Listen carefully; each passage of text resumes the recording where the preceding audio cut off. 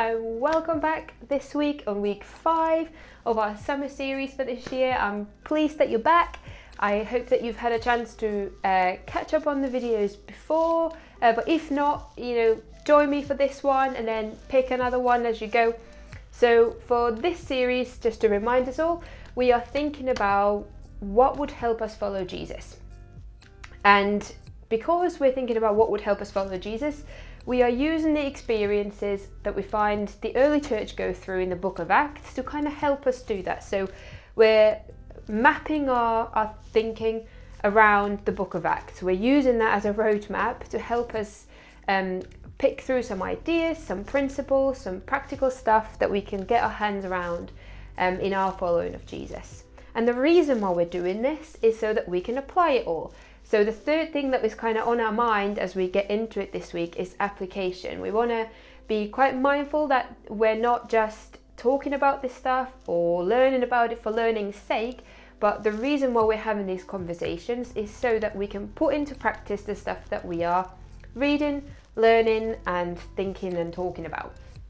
So just to recap, we're thinking about what would help us follow Jesus through the book of Acts so that we can apply what we are talking about.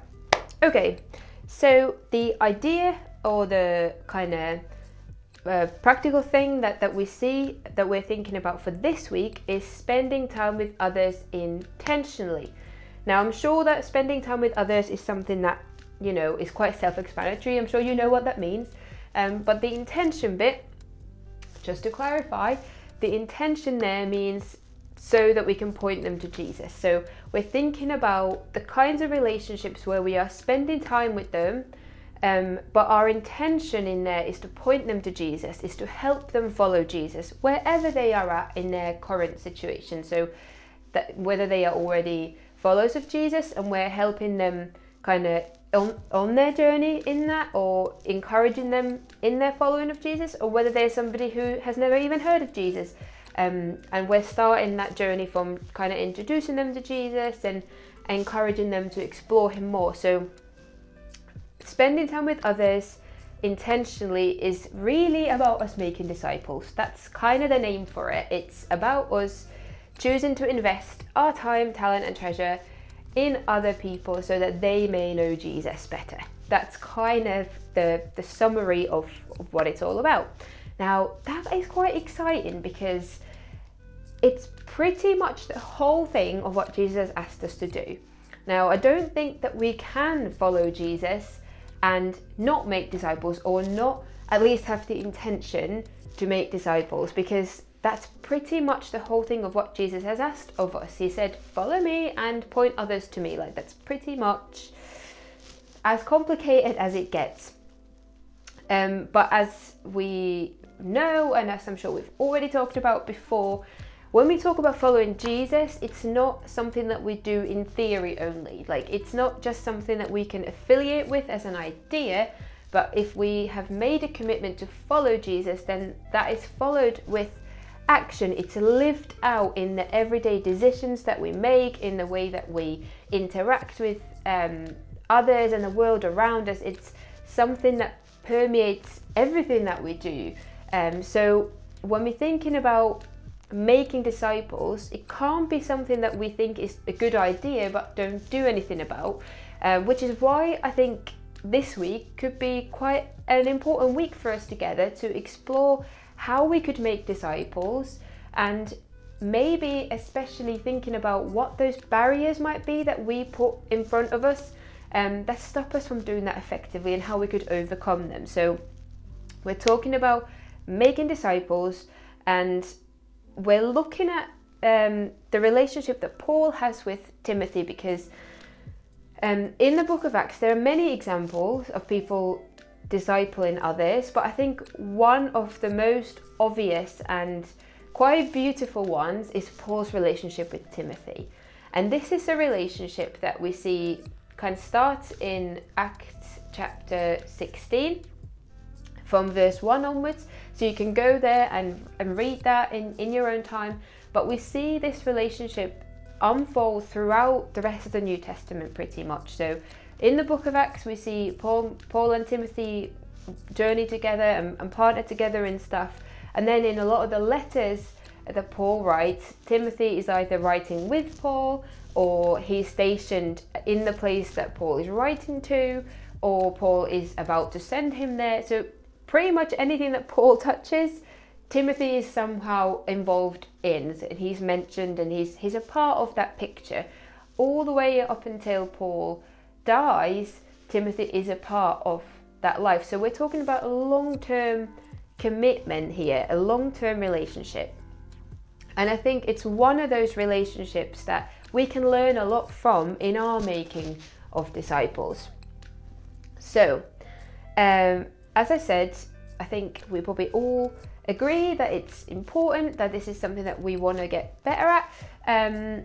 But when it comes down to the practicals, sometimes we find it harder than we would like to admit, and we're not always as good at actually making disciples as what we would like to be.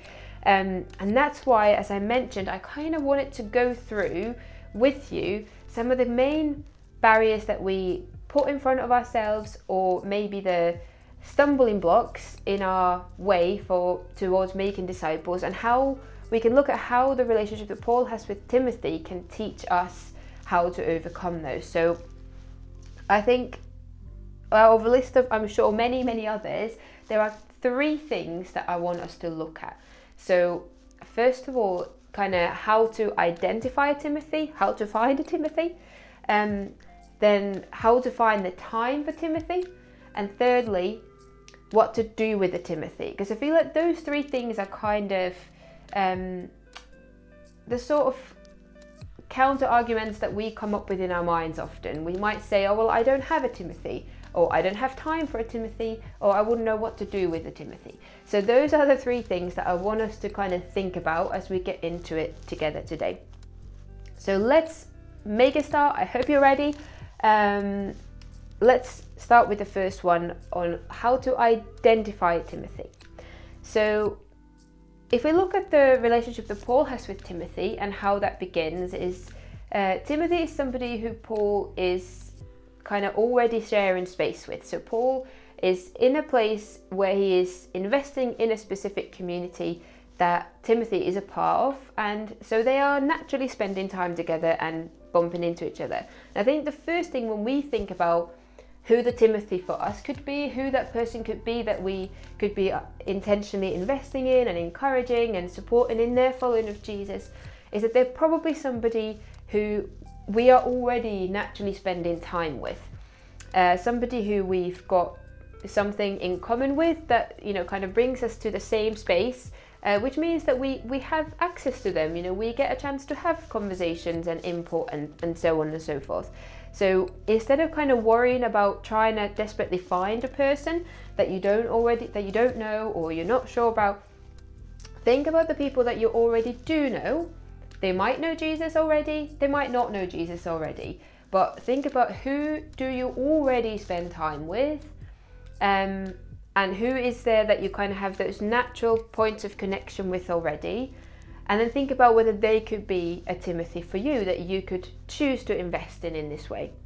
And the second thing that we see with Paul and Timothy is that there seems to be something about Timothy that sort of resonates with Paul. We see later on in this book the way that Paul talks about Timothy and the way that their story kind of unfolds, that they have a similar direction of travel. They have similar maybe gifting, or there's something similar about these 2 men. So they end up doing a similar type of thing, although in slightly different ways.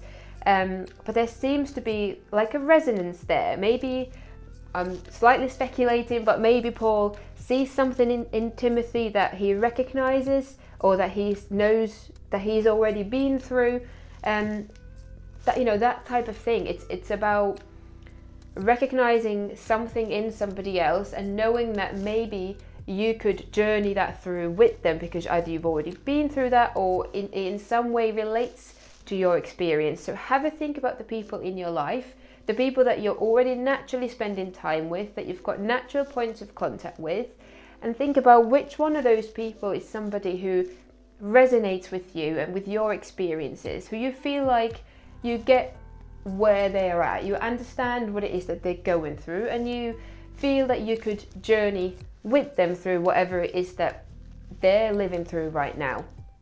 It's less about an age thing, less about a background thing, more about a stage of life and kind of shared experience thing. So those would be the two things that I think we can learn from Paul and Timothy in how to identify somebody you could disciple. Is they're probably somebody who you have already got natural points of contact with, and they're probably somebody who you resonate with, who you get on with, and who's open to maybe input from you in that way. So then moving on to our second hurdle, our kind of point number 2 that we can get a bit stuck on, which I think is, how do we find the time for Timothy? I think we live busy lives, and I think people have always lived busy lives. Yeah, and that's true, that's valid, you know, it's a real thing. Time is limited, and we've only got 24 hours in a day, and there's many things that contend for our time. So finding time is something that I'm sure for all of us is a factor to consider when we are thinking about discipleship. But if we are to take discipleship seriously, then surely it's something that we need to intentionally invest time in. However, I don't think that it always has to be you starting a new thing or stretching your time even further.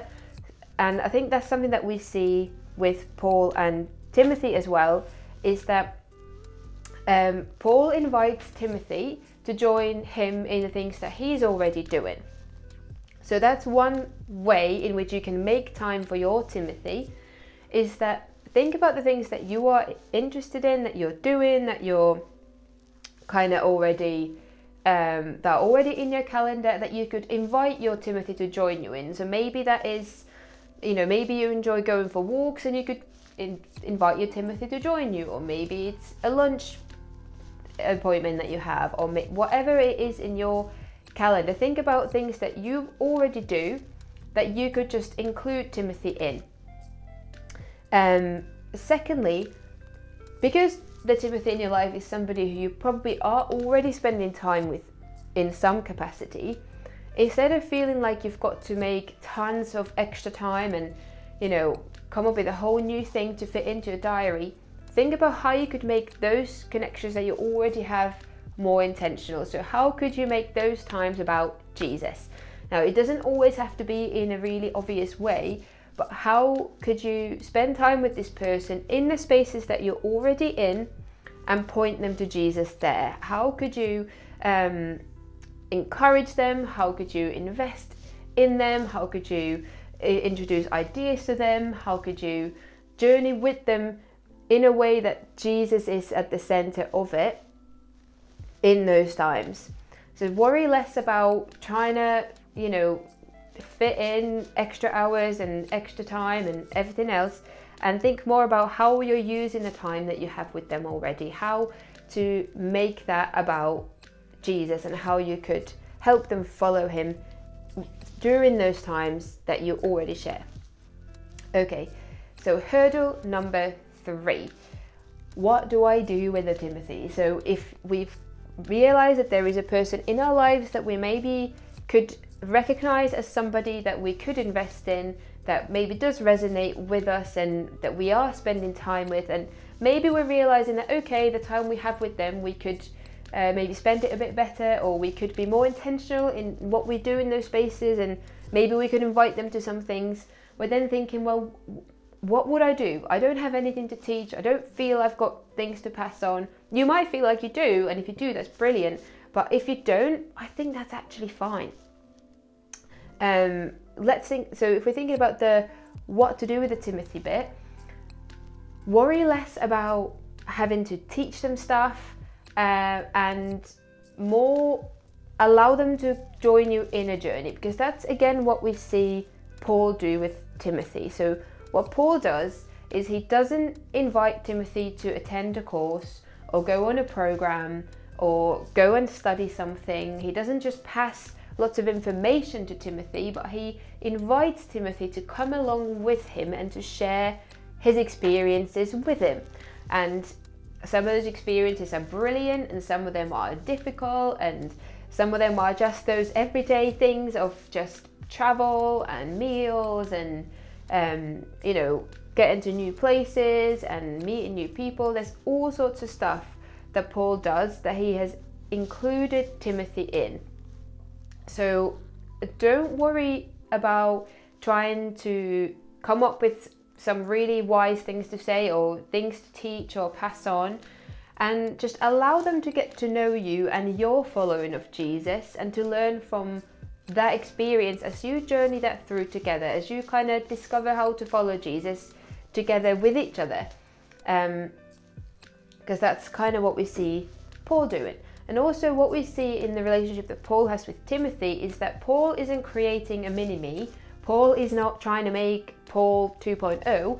Paul is interested in investing in Timothy, in his gifting, in his journey, and we see that kind of reflected in the way that Paul writes to him in the books of 1st and 2nd Timothy, and also in some of the letters, is that Paul is encouraging, resourcing, praying for Timothy in his journey. So when it comes to your Timothy, think about how you could encourage them, how could you pray for them, how could you invest in the things that they are interested in, that they are passionate about, how could you help them follow Jesus in their context, in their thing that is appropriate for them.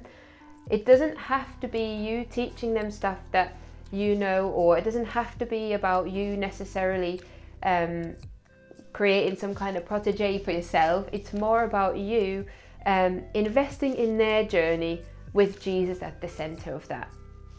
So the 3 things that we've talked about is how we can identify Timothy, how we can find time for Timothy, and what we could do with a Timothy. And I hope that as we have done that, that's helped maybe unlock some of those things for you that you've maybe felt were kind of stopping you from making disciples. I hope that as we talk about this together, as we explore this together, that we might become better collectively at making disciples.